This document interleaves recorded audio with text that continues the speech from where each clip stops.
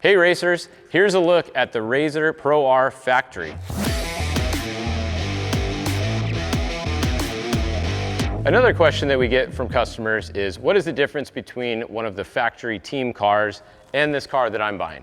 Well, the answer is, if you get a fully outfitted car, you are buying essentially the exact same car. Those outfit options that we mentioned were built off of looking at one of our team cars, seeing what we had on there, and then offering you the exact same things. There are times during the process where the team is testing developmental parts. Once those parts are proven, they are then released to you as the customer.